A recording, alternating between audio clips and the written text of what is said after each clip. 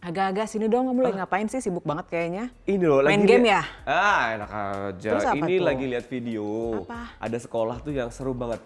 Namanya sekolah alam. Sekolah alam? Iya, jadi Apa kayak itu? sekolahnya tuh gini, dia itu tidak kayak di kelas pada umumnya, Oke. yang nggak selalu melulu belajar yang ada di textbook kayak gitu. Tapi ini sekolahnya tuh bisa berada membaur dengan alam. Wow, kok seru banget Banget kayaknya kan? ya. Iya, Wow, bisa terus main di tanah, main di sawah, Oh iya? panjat pohon, kayak gitu tuh kayak Bebas gitu ya? Bebas. Andai saya mengenal itu dari kecil, saya pengen masuk di situ gitu. pengen balik kecil lagi kayaknya. Betul, kayak Waduh. eksperimen saya sebagai anak itu terpuaskan bermain. Sayangnya nggak, waktu itu belum ada kali ya sekolah Belum ada, alam ya. betul. Kayaknya menarik sekali dan aku pengen tahu lebih banyak lagi nih soal sekolah alam yang satu ini Boleh loh. banget. Boleh ya? Kalau Oke. gitu kita sapa terlebih Ya. dahulu pemirsa yang ada di rumah. Salam Super Suara Perempuan. Nah, di komunitas ini kita akan berada dengan membahas sesuatu yang sangat luar biasa dengan sosok-sosok perempuan inspiratif lainnya tentunya. Kita akan berbagi informasi tentang perempuan dari berbagai sisi dan juga prestasi-prestasi mereka dan juga capaian-capaian yang mereka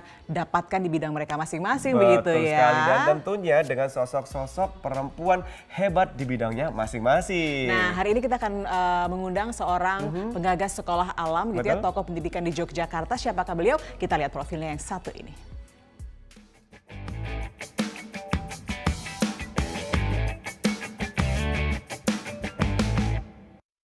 Sri Wayaningsih, wanita kelahiran Klaten 19 Desember 1961 ini sejak muda sudah sangat akrab dengan kegiatan sosial. Kendati basic pendidikan formalnya adalah keuangan dan perbankan, namun jiwa sosialnya justru membawa dia pada kegiatan-kegiatan yang kental dengan kepedulian terhadap lingkungan di sekitarnya. Pada tahun 1983, ia pernah membantu Romo YB Mangunwijaya untuk membina masyarakat yang tinggal di sekitar aliran Sungai Code. Setelah menikah pun, ia tak juga berhenti menjalani aktivitas yang seolah sudah menjadi nafas kehidupannya itu. Bukan sebuah kebetulan jika suami Wahya juga merupakan seorang aktivis sosial yang bergerak dalam organisasi non-pemerintahan atau NGO.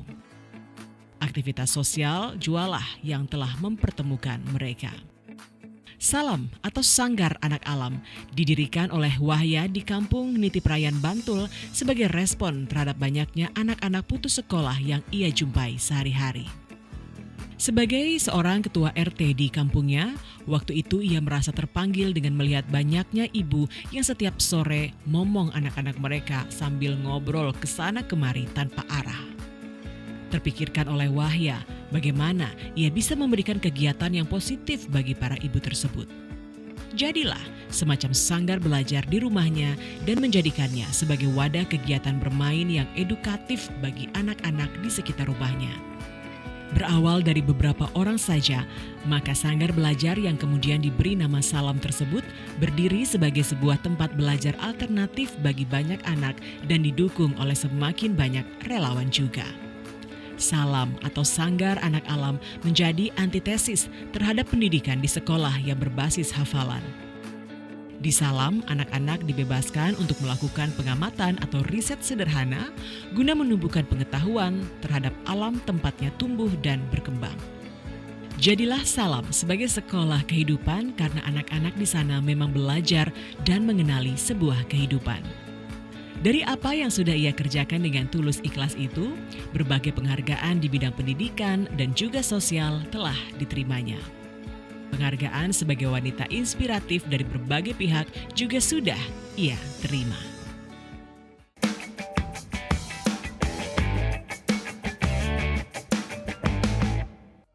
Dan sudah hadir ya bersama kami di sini penggagas Salam begitu ya, seorang tokoh pendidikan di Yogyakarta juga, Bu Sri Wayaningsih. Biasa dipanggil Bu Wahya. Iya. Apa kabar Bu? Baik, puji Tuhan. Sehat terus ya. Terima kasih sudah menyempatkan waktunya untuk hadir nih di Super hari ini begitu Bu Wahya ya. Agak kalau kita lihat tuh backgroundnya Ibu ini tuh adalah keuangan, perbankan begitu. Terus nyemplung ke dunia sosial ya, menjadi seorang yang sangat peduli terhadap lingkungan sekitar. Itu awalnya seperti apa sih Bu? Ya sebetulnya saya tuh aktif udah sejak dari muda ya, maksud saya dari remaja gitu. Nah saya di rumah juga sudah dilibatkan di beberapa kegiatan di kampung gitu bersama ayah saya gitu ya. Dan waktu SMP saya juga aktif di OSIS, aktif juga menggerakkan koperasi seperti itu. Dan ya sekolah sih sebetulnya waktu itu saya nggak terlalu fokus gitu ya. Maksud saya karena saya dikirim ke Jogja untuk sekolah. Tapi saya lulus SMA saya sudah punya aktivitas sosial gitu ya. Saya sudah berorganisasi di kampung juga di tempat kos saya gitu dan melakukan kegiatan-kegiatan sosial. Kemudian saya mencari sekolah yang agak longgar gitu ya. Dulu tuh kalau sekolah-sekolah selain Akup gitu yang setahu saya ya, saya waktu itu diterima sebetulnya di IKIP ya, di UNY ya, tapi kan di sana ya. Tapi kan di sana harus saya 75% hadir kayak gitu. Terus saya sementara itu saya sudah kerja gitu. Terus akhirnya oke lah kalau di Akup itu masih agak longgar gitu. Misalnya untuk presensi nggak terlalu dipertimbangkan. Yang penting kamu bisa ikut ujian, lulus seperti itu. Nah akhirnya ya sudah saya kuliah di Akup. Kuliah di Akup, Iya. berjiwa sosial tinggi dan fokusnya kepada pendidikan anak, Iya, ya kan? iya. Boleh ceritakan sedikit pengalaman dan juga mungkin apa saja yang sudah dilakukan Ibu Wahya sendiri sehingga fokusnya kepada pendidikan anak ini sendiri? Ya karena memang sebetulnya nggak bisa dipisahkan dari aktivitas saya sejak dari rumah ya. Iya. Karena simbah saya itu penebas padi dan di rumah itu banyak orang bekerja. Betul. Dan ratusan orang bekerja. Pasti. Dan itu juga membawa anak-anak gitu ya. Dan saya tuh udah dari kecil kayaknya kalau saya kilas balik gitu ya, saya seneng kayak jadi guru gitu ya. Suka ngajar mereka, gitu ya. Jadi nulis pakai daun, nulis di tanah kayak gitu, ngumpulin anak-anak gitu ya. Jadi itu tuh kayaknya udah mendarah daging gitu ya, tanpa saya sadari gitu. Nah ketika di Jogja, tempat kos saya ke sekolah itu melewati kalau sekarang jadi Galeria itu ya, itu dulu rumah tua gitu. Dan di sana banyak gelandangan-gelandangan. Dan saya selalu melihat itu dan gelandangan-gelandangan itu mengais-ngais makan itu di tong sampah gitu ya, di depan Bethesda itu di rumah sakit. Nah itu membuat saya ini ada sesuatu yang nggak pas gitu ya, nggak. Kenapa kita itu hidup di negara yang kaya raya gitu ya, kok ada orang yang makan mengais-ngais dari tong sampah. Dan itu ketika saya cerita sama teman-teman itu ya ada yang nggak peduli juga gitu ya, terus ngapain sih kamu mikirin kayak gitu ya. Betul. Dan saya merasa kayaknya nggak pas nih kalau tak obrolin di sini gitu ya. Nah ketika saya pulang, saya cerita sama bapak saya dan bapak saya, ya kamu harus bisa berpikir gitu loh. Apa yang bisa kamu lakukan dengan itu gitu. Nah sejak itu saya mulai menggagas dengan teman-teman apa ya yang bisa kita lakukan. Nah waktu itu saya sama masyarakat di kampung dengan pemuda-pemuda kampung itu, saya mulai gimana sih cara menolong gelandangan itu gitu ya. Dan itu akhirnya kan juga ada anak-anaknya juga gitu ya. Dan kasihan gitu kalau nanti orang tuanya udah menggelandang terus anaknya gimana gitu kan. Terusannya kan seperti Ya, apa begitu ya. nah kemudian kami bikin acara pekan masak, kemudian ngumpulin barang-barang bekas kita jual. Dan waktu itu kita membantunya masih karitatif ya, misalnya ngasih nasi bungkus, ngasih apa kayak gitu. Tapi lama-lama akhirnya itu yang menuntun saya, akhirnya saya ketemu dengan Romo Mangun gitu ya. Romo Mangun biasa membangun Code. Ya. Di Code, nah kemudian saya bilang sama Romo gitu loh, kalau saya pengen menjadi teman juga di sana. Menjadi teman ya. Ya. Dan Romo waktu itu cuma ketawa. Kamu nggak pantas sebetulnya di sini gitu loh. Gitu. Apa alasan kayaknya ketika nggak waktu percaya. Yo kamu tuh ya mainnya ke ini naik mobil, terus jalan-jalan kayak gitu Terus kan. Tiba-tiba punya Gitu keinginan ya. untuk berteman begitu dengan Ya, gelandangan-gelandangan masa begitu kamu di nampaknya. sini gitu. Loh saya serius Romo gitu loh. Terus apa yang kamu lakukan? Ya menemani aja saya gitu. Menemani aja waktu itu Ya. jawabannya. Terus akhirnya Romo ketawa tuh bilang, sederhana sekali sebetulnya dan aku malah tertarik gitu loh. Biasanya kan orang datang ke sini tuh pengen mengangkat kehidupan mereka, pengen meningkatkan perekonomian mereka. Kok kamu mau jadi temen aja? Ya iya saya juga nggak tahu apa yang saya lakukan gitu kan.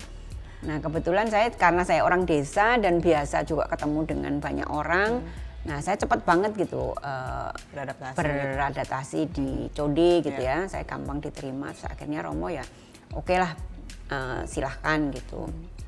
Nah dari situ kan sering ngobrol dengan Romo, kemudian juga Romo lebih memikirkan bagaimana kehidupan anak-anak nantinya gitu ya, masuk mau menjadi angkatan yang kepontal-pontal gitu ya istilahnya Romo gitu. Kalau orang tuanya seperti itu, nah bagaimana anaknya? Nah dan sejak itu kami intent gitu ya bicara tentang anak-anak.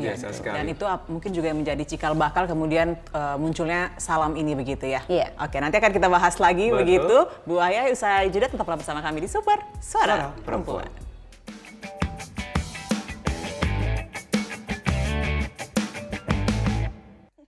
Menarik soalnya kita jadi. Dan kembali lagi kita masih di Super Suara Perempuan dan kita masih bersama dengan Ibu Wahya yang juga merupakan seseorang yang sangat luar biasa fokus di bidang pendidikan khususnya untuk anak-anak. Dan tadi kita baru saja mengikis di paling dasar banget gitu ya. Jadi ternyata keresahan beliau begitu terhadap anak-anak yang misalnya seperti gelandangan seperti itu yang kemudian juga membuat Ibu dan juga Romo barangkali begitu ya kemudian menggagas sanggar Salam ini begitu Bu? Atau seperti apa kemudian yang melatar belakangi Ibu mendirikan Salam ini? Sendiri. Ya. Nah jadi ketika kami sudah fokus di Code, kemudian saya sering diskusi sama Romo dan saya mengatakan kalau misalnya, dan ini ternyata orang-orang gelandangan ini hampir semua dari desa gitu ya. Jadi dulu mereka transmigrasi, kemudian gagal transmigrasi, terus mau pulang ke desa udah nggak punya aset, kemudian menggelandang di kota. Nah akhirnya saya minta izin sama Romo, gimana kalau misalnya saya justru ke desanya gitu ya. Karena kalau di sini tuh ibaratnya kita mengobati penyakit tetapi nggak tahu sebetulnya yang menjadi akar masalahnya tuh apa gitu ya. Nah kemudian saya pengen pulang ke desa. Kebetulan saya juga ketemu suami juga di Code gitu ya. Aktivis juga ya, dengar-dengar. Aktivis juga ya. Nah suami saya orang desa. Dan akhirnya saya pulang ke kampungnya suami saya dan ternyata benar gitu ya, di kampung suami saya itu sebetulnya kampungnya subur tapi masyarakatnya banyak yang urban gitu ya, urbanisasi ke kota untuk mencari penghidupan di sana. Dan anak putus sekolah, pernikahan dini itu sangat tinggi gitu ya. Nah itu yang akhirnya menggugah saya, oke lah saya memantapkan diri untuk tinggal di sini dan saya sambil mencari sebetulnya pendidikan yang seperti apa sih yang pas gitu ya. Ya. Dan dari situ kemudian saya mulai ngobrol dengan orang tua, dengan anak-anak gitu ya. Dan orang tua mengatakan bahwa ya sekolah kan tidak menjawab persoalan hidup mereka gitu ya. Dan itu mereka sekolah pun juga akan jadi buruh gitu. Nah berarti kan ini harus ada sekolah yang seperti apa sih yang pas untuk mereka gitu ya. Nah sebetulnya waktu itu sangat tidak sengaja gitu ya, karena yang bergabung dengan kami itu ada 160 anak, sementara saya sendirian. Terus akhirnya anak-anak saya bagi kelompok gitu, terus mereka tak minta untuk mengamati di pasar, kemudian di ladang, kemudian juga kehidupan masyarakat di sana.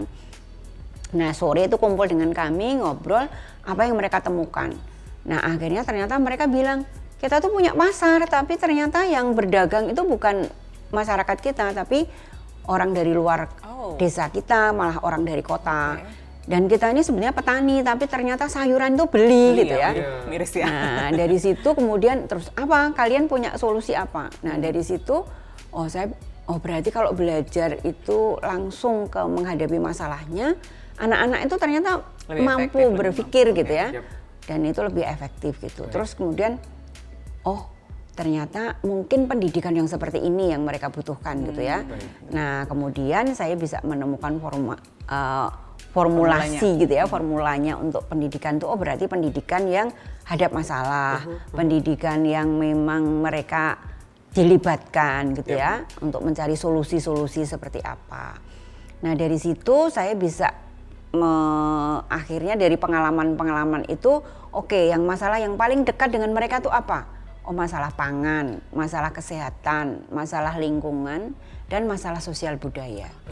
Nah, dari situ kemudian saya menemukan formula itu. Formulanya baik. Tadi lumayan panjang untuk ceritanya untuk formula tersebut, tapi kan tentunya dengan adanya konsep pendidikan yang baru yang diangkat oleh Salam sendiri, ini pasti juga ada sedikit pertentangan juga mungkin di masyarakat sekitar ataupun pemangku daerah begitu ya terkait dengan kok berbeda nih dengan konsep yang pada umumnya. Itu bagaimana Ibu menanggapinya sendiri?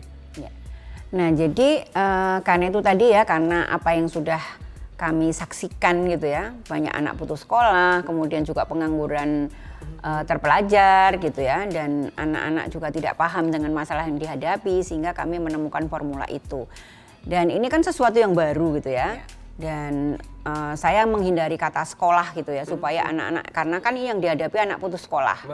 Nah sehingga kami menyebutnya, dan itu juga sebenarnya dari anak-anak ya, menamakan sanggar gitu ya. Sanggar ya? Ya jadi sanggar, waktu itu sanggar alam gitu. Saya bilang kan yang ini bukan karena alamnya aja ya, tapi lebih ke anaknya gitu ya. Terus akhirnya saya ngasih tambahan anak, sehingga jadi sanggar anak alam. Nah jadi untuk pertentangan sendiri yang ada di ya masyarakat. Sebetulnya, nah itu yang di masyarakat itu kan sekolah gitu ya. Iya. Kalau sekolah itu identik dengan misalnya ruangan, baju seragam, terus apa. Nah buku. kami lebih menamakan diri sebagai salam gitu ya, sanggar anak alam. Nah karena sanggar ini kita lebih merdeka, lebih ini sebagai rumah kedua gitu ya. Sehingga mereka juga tidak pakai seragam, dan ini sebetulnya bukan, tapi kalau orang-orang kan taunya salam itu sekolah alam gitu ya. Saya juga tahu gitu tadi ya. Saya sanggar. Ya, jadi bukan sekolah alam, tetapi sanggar anak alam. Baik. Dan kenapa kami lebih menonjolkan anak? Karena menurut anak itu adalah anak itu spesifik, anak itu beragam gitu ya, dan anak itu membawa kodrat alam. Nah, sehingga memang tidak bisa diseragamkan. Betul. Punya talenta Sementara masing-masing begitu ya, setiap anak punya talenta masing-masing. Sementara di sekolah formal kan ada penyeragaman ya. Betul. Berbasis hafalan, kemudian semua anak harus belajar sesuatu yang sama gitu ya. Nah, di Salam ini kami lebih memberi kemerdekaan, setiap anak boleh belajar melalui sesuatu yang dia suka Yang gitu dia ya. sukai. Ya, sehingga potensi mereka itu bisa muncul. Baik. Gitu. Tentunya saya juga penasaran terhadap kemudian seperti peluang ke depan pendidikan Iya, informal iya. seperti ini bagaimana begitu ya? Iya. Sesaat lagi ya. Boleh Mau kita bercerita pastikan. lagi begitu. Betul. Jadi tetaplah Anda bersama kami di Super Suara Perempuan.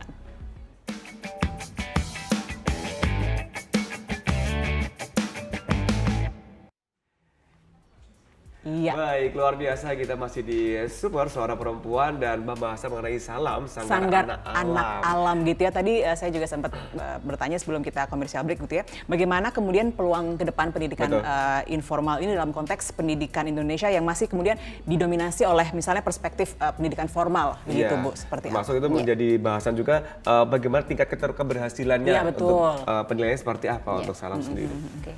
Nah kalau sekarang ini sih sudah sangat luar biasa ya. Maksud saya juga pemerintah sudah mengapresiasi. Iya. Nah di awal-awal memang kami dianggap sekolah liar, dianggap sekolah yang tidak ada aturan, memang kami tidak ada aturan sepihak gitu ya. Tapi kami ada kesepakatan. Nah sekarang ini kami sudah punya PAUD sampai SMA.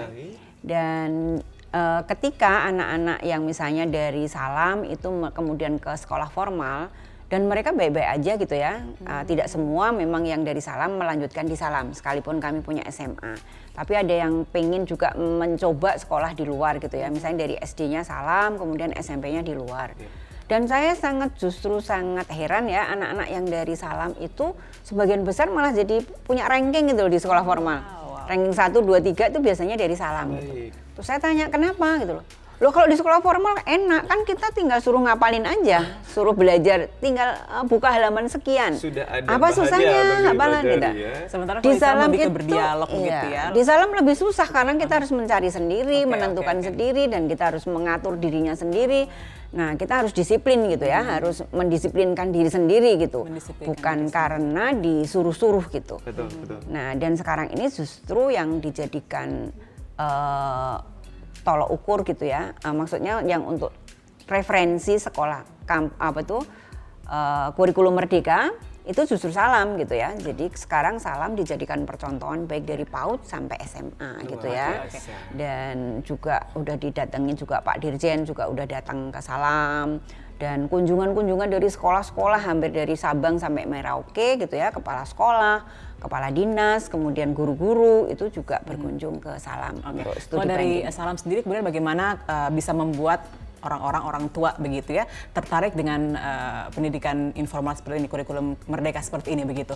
Ya kalau di Salam tuh sebetulnya yang kita rekrut itu bukan anak saja sih, orang tua gitu ya. Jadi sejak dari kita merekrut itu orang tua gitu. Jadi ada wawancara dengan orang tua, kemudian orang tua yang akhirnya mengarahkan, menentukan.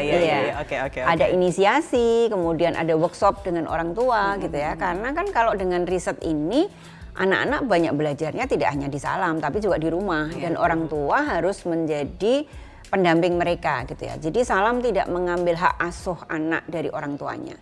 Jadi orang tua tetap menjadi yang utama gitu ya. Jadi kita pendidikan yang trisentra sebetulnya dengan Ki Hajar Dewantoro itu. Jadi orang tua itu menjadi pendidik yang utama dan pertama, kemudian masyarakat dan sekolah. Nah, kami bersinergi.